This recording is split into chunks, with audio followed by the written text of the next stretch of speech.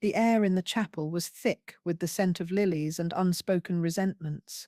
It was a heavy, cloying smell that clung to the dark wood of the pews and the velvet of the kneeling cushions. I sat in the front row, a black veil obscuring my face, though I knew it did little to hide the geography of grief etched there. The organ played a sombre dirge, a melody that seemed to wind its way into the very marrow of my bones. Beside me, my son, Mark, sat ramrod straight, his expression a carefully constructed mask of sorrow. His wife, Tiffany, patted his arm with a manicured hand, her own face a study in performative grief, but I saw through it. I saw the impatience in the tap of Mark's polished shoe against the floor, the flicker of something other than sadness in his eyes whenever they swept over the assembled mourners. It was the look of a man counting the minutes until this inconvenient ceremony was over. My husband, Richard, lay in the polished mahogany casket at the front of the room. 50 years, we'd had 50 years together, from the fumbling excitement of our youth to the quiet companionship of our golden years. He was my anchor, my partner in every sense of the word. His laughter had been the soundtrack to my life, his hand in mine a constant reassurance. Now there was only a profound, deafening silence where his presence used to be. The pain was a physical thing, a crushing weight on my chest that made each breath a conscious effort. I felt a tear trace a cold path down my cheek, and I didn't bother to wipe it away.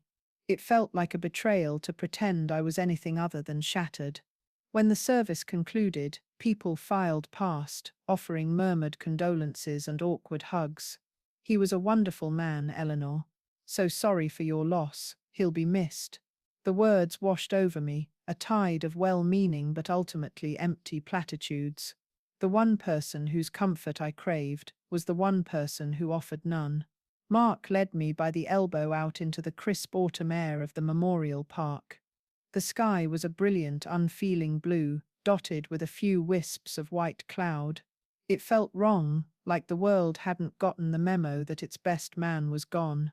We stood by the freshly dug earth, the finality of it all, hitting me with the force of a physical blow. As the final prayers were said and the casket was prepared for lowering, Mark leaned in close, his voice a low, chilling whisper in my ear, meant for me alone. "It's a shame it had to end this way," he began, his tone devoid of any warmth. "But Dad's gone now." He paused, letting the cruel finality of the words hang in the air between us. "Your time here is over, Mom. Tiffany and I will be handling the estate. You should probably start thinking about where you'll go. A small apartment, maybe. Something more manageable for someone in your position." I froze, the coldness of his words seeping into me, more chilling than the autumn wind. I turned to look at him, really look at him. His eyes, so like Richard's in colour, but so utterly different in spirit, were hard and flat. There was no grief there was only ambition, avarice. He saw the end of his father's life as the beginning of his own inheritance. He saw me not as his grieving mother, but as a final obstacle to be cleared away. My heart, already broken, fractured a little more. I couldn't form a response. The shock and the sheer, unadulterated cruelty of it stole the air from my lungs. He took my silence as acquiescence, giving my arm a final dismissive pat before turning to speak with the funeral director. I stood there, trembling, a ghost at my own husband's burial. He was talking about the house. Our house, the one Richard had designed, the one we had built together from the ground up on a quiet tree-lined street in suburban Pennsylvania. Every wall, every floorboard held a memory. The pencil marks on the kitchen doorframe, charting Mark's growth from a toddler to a lanky teenager. The worn spot on the armchair in the den where Richard sat every evening, reading the paper. The garden in the back, where we'd spent countless sunny afternoons, my hands in the soil, Richard's laughter echoing as he chased a young Mark across the lawn. To my son, it wasn't a home. It was an asset. A valuable piece of real estate to be liquidated. I remembered Richard, just a few months ago, sitting across from me at the kitchen table. He'd been looking weaker, the illness stealing the light from his eyes, but his mind was as sharp as ever. He had looked at me, his gaze intense. Ellie, he'd said, his voice raspy but firm. We need to talk about the will, about Mark. I had tried to wave it away, not wanting to face the inevitable, but he insisted. He's a good boy, somewhere in there. Richard had sighed, a deep, sorrowful sound. But he's been blinded by money, by what he thinks he's owed. His wife, she doesn't help. He had reached across the table and taken my hands. They were cold. I'm making some changes, Ellie. I need to know you'll be safe. That what we built together will be protected. I trust you, I only trust you. At the time, the conversation had felt like a distant, unpleasant necessity. Now, standing at his graveside, with our son's venomous words still ringing in my ears, Richard's foresight felt like a final loving gift. A shield he had left behind to protect me when he no longer could. Mark and Tiffany drove me back to the house. The silence in the car was thick and suffocating. Tiffany kept glancing at me in the rearview mirror, her expression a mixture of pity and impatience. When we pulled into the driveway, the familiar sight of the two-story colonial, with its dark green shutters and welcoming front porch, brought a fresh wave of tears. This was my home, my sanctuary, and my son had just served me an eviction notice. He didn't help me out of the car. He and Tiffany were already at the front door, him fumbling with the keys, her talking animatedly about paint colors.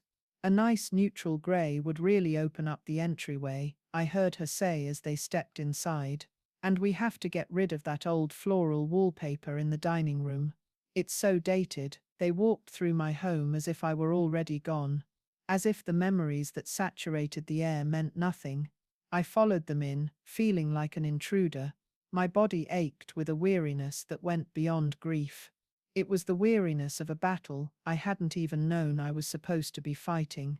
I looked at the portrait of Richard on the mantelpiece, his kind eyes smiling down. "Oh, Richard," I whispered to the empty room.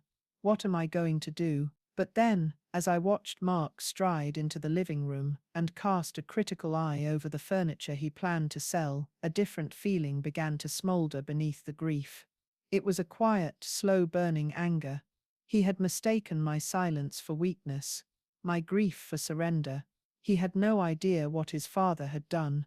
He had no idea that the will, the very document he was banking on to secure his future, was going to be his undoing. And in that moment, I made a decision. I would let him play his part. I would let him and his vapid wife plan their new life in my home.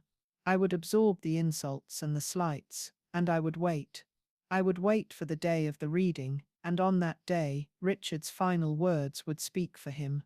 And I would be there to see the look on my son's face when he finally realized he hadn't inherited a fortune, but a lesson. A lesson in humility, respect, and the devastating consequences of greed. The days that followed the funeral were a blur of hollow hours and mounting tension. The house, once a source of comfort, now felt like a stage for a play I had no desire to be in. Mark and Tiffany were a constant invasive presence. They had moved into the guest room just for a little while, to help you get things in order, as Tiffany had put it, her voice dripping with false sincerity. In reality, they were staking their claim, their belongings slowly but surely spilling out of their room and colonizing the rest of the house. Tiffany's expensive floral perfume now mingled with the familiar scent of Richard's pipe tobacco and my lemon polish, creating a discordant smell that made my stomach churn. Mark began his campaign in earnest.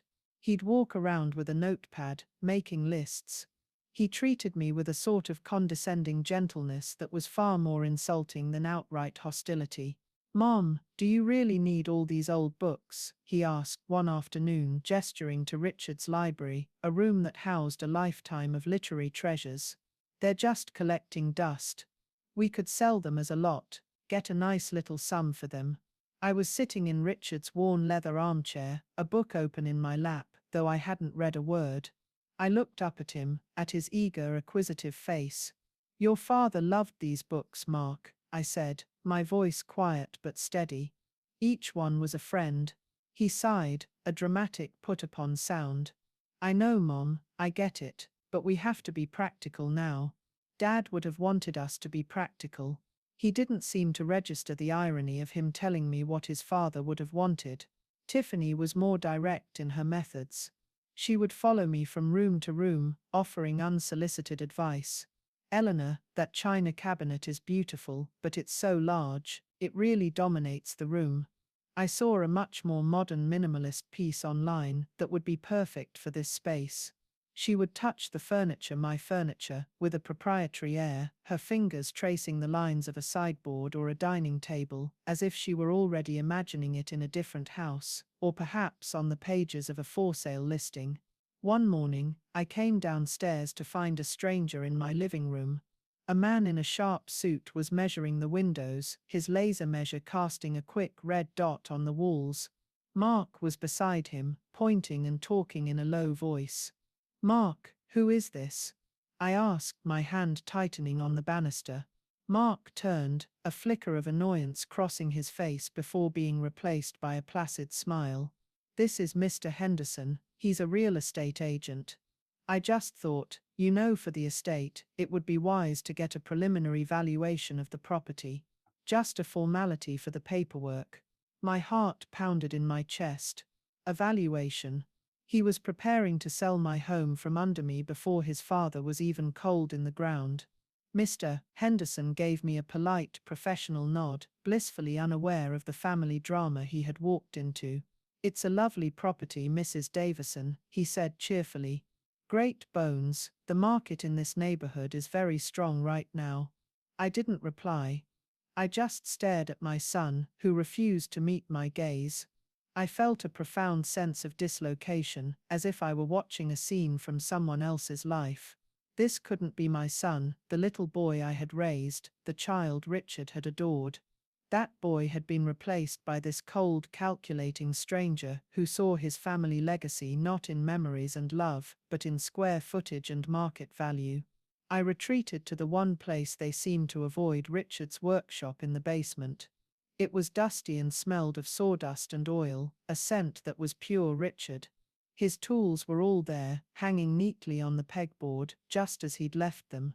This was his sanctuary, where he'd spend hours carving intricate wooden birds.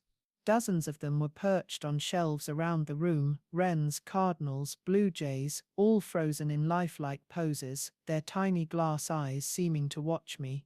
I picked up an unfinished robin from his workbench, its wooden body smooth and cool in my hand.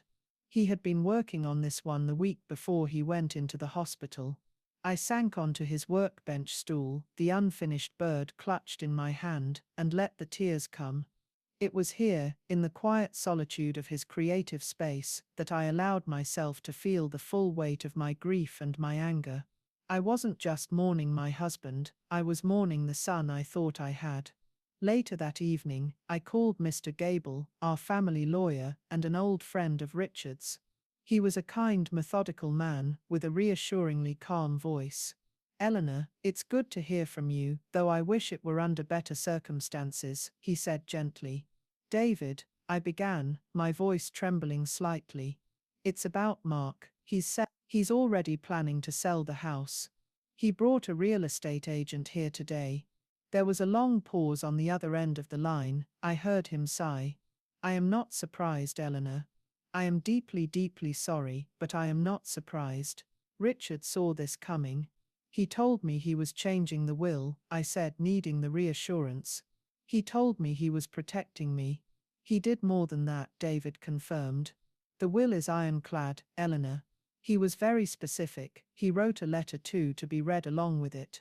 He wanted his reasons to be clear." He paused again. "Can you hold on until the reading? It's next Tuesday. I know it's difficult, but it's the proper way. The legal way. It will leave no room for argument." He told me my time here was over, I whispered, the memory of Mark's words at the funeral still a fresh wound. David's voice hardened. "His arrogance will be his downfall. Just hold on, Eleanor. Let him think what he wants. Let him make his little plans. Tuesday will come soon enough." Hanging up the phone, I felt a sliver of strength return. David's words, Richard's foresight, they were my armor. I went back upstairs, my steps a little firmer. Tiffany was in the kitchen, humming to herself as she unpacked a box of new, aggressively modern wine glasses. "Oh, Eleanor," she said, holding one up to the light. "I just couldn't stand those thick, old-fashioned ones you had. These are so much more elegant, don't you think?" I looked at the delicate, fragile glass in her hand. "They're lovely, Tiffany," I said, my voice even. I walked to the old cabinet, opened it, and took out one of the glasses she so despised. It was heavy, solid, with a simple etched pattern. Richard had bought them for our 25th anniversary. I filled it with water and took a slow, deliberate sip, my eyes meeting hers over the rim. She looked momentarily confused, her smile faltering. She had expected me to be deferential, perhaps even grateful for her improvements. My small act of defiance, of clinging to the old and familiar, was a language she didn't quite understand. A small smile touched my lips. She and Mark were so busy planning their future, they couldn't see the past that was about to rise up and swallow their ambitions whole. They thought they were in control, they thought the game was already won. They had no idea that the board was about to be flipped, and all their pieces would be sent scattering. The next few days would be hard, but I could endure them. Tuesday was coming. The morning of the will reading dawned cold and grey, the sky the colour of slate. A miserable drizzling rain wept against the window panes, a perfect reflection of my mood. The world outside looked bleak and washed out, a fitting backdrop for the final act of my son's greedy charade. Tiffany and Mark were in a state of barely concealed excitement. Mark had put on his best suit, a dark charcoal grey that made him look severe and older than his years. He exuded an air of corporate solemnity, as if he were heading to a board meeting where he was about to be crowned CEO.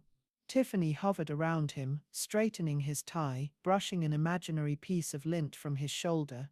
She was wearing a cream-colored dress that was far too bright for the occasion, her makeup immaculate, her smile brittle. "Are you ready, Mom?" Mark asked, his voice businesslike. There was no trace of concern for how I might be feeling, only a thinly veiled impatience to get this over with so he could claim his prize.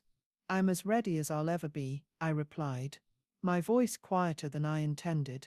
I clutched my simple black handbag, my knuckles white. Inside was a small framed photo of Richard and me on our wedding day. I needed his strength with me today. The drive to Mr. Gable's office was silent, charged with unspoken anticipation. The law office of Gable, Stern and Howe was located in a stately old brick building downtown. It was the kind of place that was designed to feel permanent and important, with dark wood paneling, shelves lined with thick legal tomes, and the faint musty smell of old paper. We were shown into a conference room. Mr. Gable was already there, standing to greet us. He was a tall, stoic man in his late 60s, with kind eyes that held a hint of sadness. He shook Mark's hand firmly, then took my hand in both of his, giving it a gentle, reassuring squeeze. His look told me everything. "Stay strong, I'm with you." A few other family members were present. Richard's younger sister, Carol, a gentle soul who had always been kind to me, gave me a warm, sympathetic smile. Her two sons, my nephews, sat beside her, looking uncomfortable and out of place. Their presence made Mark's performance even more stark. They were here to honor their uncle's memory. He was here to collect his inheritance. We all took our seats around the long, polished mahogany table. I sat at one end with Carol beside me. Mark positioned himself directly opposite, at the head of the table, as if he were already presiding over the family. Tiffany sat at his right hand, her posture perfect, her bag placed precisely on the table in front of her. Gable cleared his throat, the sound unnaturally loud in the silent room. He put on his reading glasses and picked up a thick, multi-page document bound in a blue legal cover. "We are gathered here today," he began in a formal, measured tone, "for the reading of the last will and testament of Richard James Davison. I was Richard's friend for over 40 years, as well as his attorney, and I can attest that he was of sound mind and body when he executed this final will on the date of May 12th of this year. I saw Mark's eyebrows shoot up for a fraction of a second. May 12th. That was only a few months ago, right after Richard's final diagnosis. A small, anxious frown creased his forehead. He must have been expecting the will to be an older document, one from before his father's illness had given him cause for such recent reflection. Mr. Gable began to read. The legal language was dense and formal. He started with a few minor bequests. Richard's collection of vintage watches was to be divided between his two nephews. A significant donation was to be made to the local animal shelter, a cause I had always championed. With each minor bequest, I could feel Mark's impatience growing. He shifted in his seat, tapping a pen against the table in a staccato rhythm. This was all just preamble to him, the opening acts before the main event. Finally, Mr. Gable paused and took a sip of water. He looked up, his eyes seeming to scan the room before settling, for a moment, on Mark. "Now," he said, his voice taking on a new gravity, "we come to the matter of the primary estate, including the family home located at 452 Oakmont Drive, all financial accounts, investment portfolios, and remaining personal effects." This was it. The air in the room grew thick and heavy. I could hear Tiffany take a sharp, quiet breath. Mark leaned forward slightly, his entire body thrumming with anticipation. His mask of solemnity had completely fallen away, replaced by a raw, naked hunger. Mr. Gable continued, "Before stipulating the disposition of these assets, Richard asked that I read a personal letter he wrote, to be included as part of these proceedings." He slid a separate, single-page letter from the folder. It was Richard's familiar handwriting. My heart ached just seeing it. "To my family," Mr. Gable read, his voice softening as he channeled his old friend. "If you are hearing this, it means my time has come to an end. I hope that I have lived a good life and been a good husband, father, and brother. My greatest wealth was never in a bank account or a stock portfolio. It was in the love I shared with my wife Eleanor and the memories we built together. A legacy is not what you leave for people, it is what you leave in them. It is my deepest wish that my family understands this. True value lies in love, respect, and integrity, qualities that cannot be bought or sold, only earned." The room was utterly still. Carol dabbed at her eyes with a tissue. Mark's face was a stony mask, his jaw tight. The words about love and integrity clearly meant nothing to him. Mr. Gable placed the letter down and picked up the will once more. He took a deep breath. "Therefore, regarding the entirety of my remaining estate, both real and personal, I make the following and final decree." He paused, the silence stretching out for what felt like an eternity. I held my breath, my gaze locked on my son's face. "I give, devise, and bequeath all of my property, of every kind and nature, to my beloved wife, Eleanor Davison, for her sole and absolute use and benefit. She is to be the one and only beneficiary of my entire estate. Should she have predeceased me, then and only then would the estate be divided equally among my children." The words dropped into the silent room like stones into a deep well, sole and absolute use and benefit. The one and only beneficiary. For a moment Mark didn't react. He just stared at Mr. Gable, his face a canvas of blank confusion, as if the lawyer had suddenly started speaking a foreign language. Then slowly, the meaning began to penetrate his consciousness. The color drained from his face, leaving it a sickly pasty white. His mouth opened slightly, but no sound came out. He looked from Mr. Gable to me, his eyes wide with disbelief and dawning horror.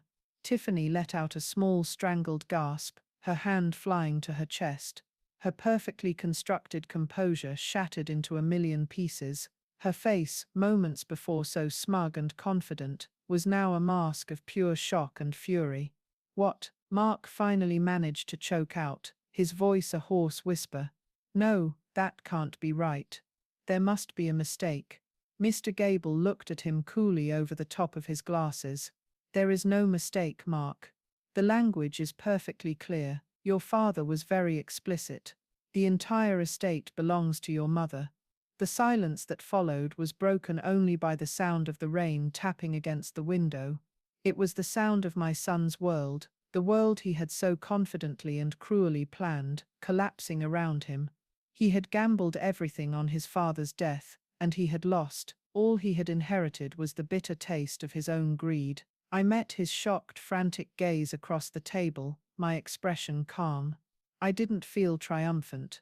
I only felt a deep, profound sadness for the man my son had become. Richard had seen it all, and from beyond the grave he had delivered the final devastating word.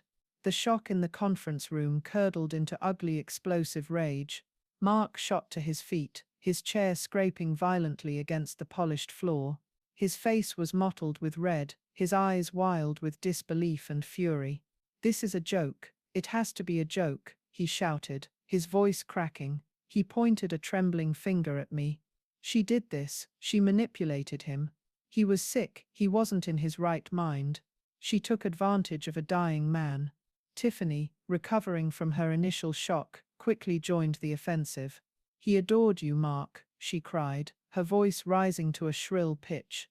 "He would never have cut you out. She must have poisoned him against you. This is elder abuse. It's fraud." I remained seated, my hands folded calmly on the table in front of me. I looked at my son, truly looked at the snarling, petulant man-child he had become, and the last vestiges of my hope for him withered and died. The grief for my husband was still there, a deep, abiding ache, but now it was joined by the grief for a son I had lost long before his father's passing. Mr. Gable stood up, his presence commanding. "That is enough," he said, his voice low and dangerous. "I will not have you slander your mother and disrespect the final wishes of your father in my office. I personally drafted this will with Richard. He was lucid, he was resolute, and he knew exactly what he was doing. He wrote that letter because he anticipated this exact reaction from you, Mark. It seems his only miscalculation was in underestimating the depths of your entitlement." His words hit Mark like a slap in the face. He recoiled, sputtering, searching for a response. My sister-in-law, Carol, looked at him with undisguised disgust. "How dare you?" she said, her voice shaking with emotion. "Eleanor was a devoted wife to my brother for 50 years. She cared for him until the very end. And you? You circled like a vulture. We all saw it." Mark ignored her, his rage now fully directed at me. "You think you've won, don't you?" he sneered, his voice dripping with venom. "You think you can just sit on all that money and live in that house after what you did?" It was then that I finally spoke. I didn't raise my voice. I didn't need to. The quiet authority in my tone cut through his blustering rage and silenced the room. "What I did, Mark," I began, my gaze unwavering, "was love your father. I honored him in life, and I am honoring him in death. Something you seem incapable of understanding." I stood up slowly, my movements deliberate. "You stood at your father's graveside, before the dirt had even settled on his coffin, and you told me my time was over. You told your grieving mother, the woman who brought you into this world, that she was being thrown out of her own home. You and your wife walked through my house, my memories, like it was a showroom, pointing out what you would sell and what you would change. You never once asked how I was. You never once shared a single genuine memory of your father. You saw his death as a payday." I let the words hang in the air, each one a stark indictment of his character. Mark's face went from red to a pale, ashen grey. Tiffany looked like she wanted the floor to swallow her whole. "Your father saw it," I continued, my voice clear and steady. "He saw the man you had become. This wasn't an act of revenge, Mark. It was an act of protection. He was protecting me. He was protecting his legacy from your greed." I paused, taking a step towards him. "You told me my time here was over. You were wrong. My time is just beginning. But your time of disrespecting me, of disrespecting your father's memory in our home, that is over. Now." I turned to Tiffany. "You can take your new wine glasses with you when you pack your things. I expect you both to be out by the end of the day." The finality in my voice left no room for argument. The fight went out of Mark completely, replaced by a stunned hollow emptiness. The future he had been so certain of had vanished in an instant. He had overplayed his hand so spectacularly that he was left with nothing. He stared at me, his mouth agape, looking for all the world like a lost little boy. But I knew that little boy was long gone. He and Tiffany stumbled out of the office without another word, their humiliation a palpable cloud around them. Carol came over and wrapped me in a tight hug. "I'm so proud of you, Eleanor," she whispered. "Richard would be too." After everyone had left, I sat for a moment with Mr. Gable. The adrenaline began to fade, leaving a profound exhaustion in its wake. "He really did know," I murmured, more to myself than to him. "He did," David said softly. "He loved his son, but he was not blind to his faults. He trusted you, Eleanor. He trusted you to be the steward of your shared life. He knew the money and the house would be safe with you." Driving home, the rain had stopped. A sliver of watery sunlight was breaking through the clouds, painting the wet streets in shades of silver and gold. When I walked through my front door, the house felt different. It was quiet. The oppressive, grasping energy of Mark and Tiffany was gone. It felt like my home again. I walked from room to room, touching the familiar objects, breathing in the scent of my life with Richard. I stopped in front of his portrait on the mantelpiece, tracing the outline of his smiling face with my finger. "We did it, my love," I whispered. The coming months wouldn't be easy. There was a long road of grief still ahead, but for the first time since Richard's diagnosis, I felt a flicker of hope. This wasn't a victory over my son, it was a reclamation of my life. The house wasn't just a property, it was a sanctuary filled with love. The money wasn't a prize, it was a tool, a means to honor Richard's legacy. I thought about the animal shelter he had just endowed, and a small smile touched my lips. I would volunteer there, I would finish the beautiful wooden robin he had started. I would live a life full of the very things Mark had forgotten: love, respect, and integrity.